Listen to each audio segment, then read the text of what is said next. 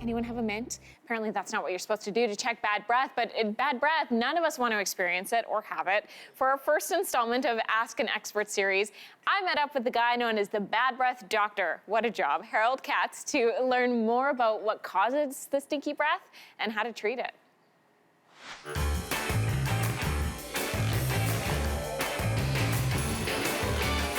So, doctor, talk to me about what causes our stinky breath. Well, it's caused by bacteria. These are bugs live in the back of your tongue, throat, and tonsils.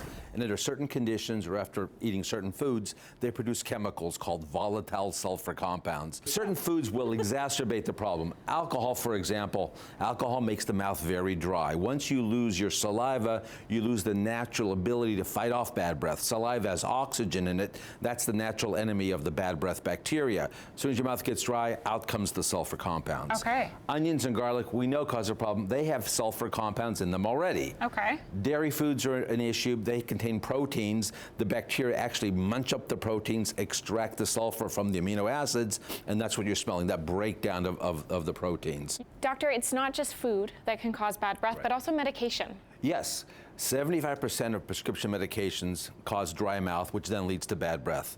Antihistamines, antidepressants, high blood pressure medicine, or combinations of those. And as Canadians tend to get older, they may combine them, and then it becomes a big problem because once you lose that saliva, you can't fight off the bad breath.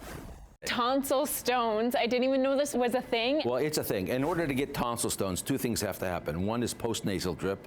Mucus needs to drain down the back of your throat into the tonsil area, so you need tonsils, especially those large cryptic tonsils that kind of look like the moon. Okay. Once mucus drains and gets stuck in there, the bacteria which cause bad breath work on that mucus, and over time it turns very hard like a piece of cottage cheese, and they get stuck inside there, and then people cough them out. They smell horrendous. Now, I sort of discovered them about 25 years ago. The way to get rid of them is, well, first of all, do not pick them out with a cotton swab because you can cause a lot of bleeding. Your tonsils will bleed a lot. Yeah, no kidding. We have an oral rinse called Thera Breath. If you gargle with it for about 30 seconds or so, once a day, that will dislodge them, and the oxygen compounds will prevent them from coming back. What can we do? Well, there are plenty of foods that will keep your mouth very moist throughout the day. Munch on some celery or even carrots, and that will clean off the tongue as well as keep your mouth moist. Water is a no-brainer. You need to drink plenty of water, 6 to 8 glasses of water a day. And by water, I mean H2O, not B-E-E-R. You know, we got to drink the water. Now, fruits are fantastic, especially the darker fruits, the berries, for example. Tons of antioxidants, lots of liquid in them. Apples are great, oranges are good.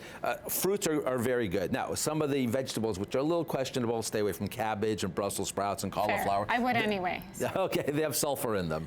But these types of things are fantastic. And before you go to sleep at night, if you have a problem with dry mouth, drink a little bit of water. If you're an older person like I am, be careful how much water you drink because there are repercussions. We talked about food that you can eat to prevent bad breath, but what do you do with other products to try and treat the smell? So when we created Thera Breath, we looked to make it as healthy as possible without any artificial colors or flavors. It uses an oxygen compound. So we have the Fresh Breath rinses. We have a rinse for kids now, which has no artificial colors or flavors. It has an organic grape flavor. We have dry mouth products now. It uses, the ingredient is natural salivary enzymes, which mimics healthy saliva. In terms of some of the traditional techniques that we know, like flossing and brushing, what would you recommend? Okay. When you brush your teeth, always use a soft nylon toothbrush, never medium or hard. That can do damage to your tooth enamel and to the gum tissue. So use a soft nylon toothbrush, brush your teeth for 2 minutes, brush all the areas. Okay. And you need to floss at least once a day. If you do it twice a day, I'll give you a degree in dentistry. This portion of your morning has been brought to you by Thera Breath. Want great breath all day? There's a Thera Breath for you.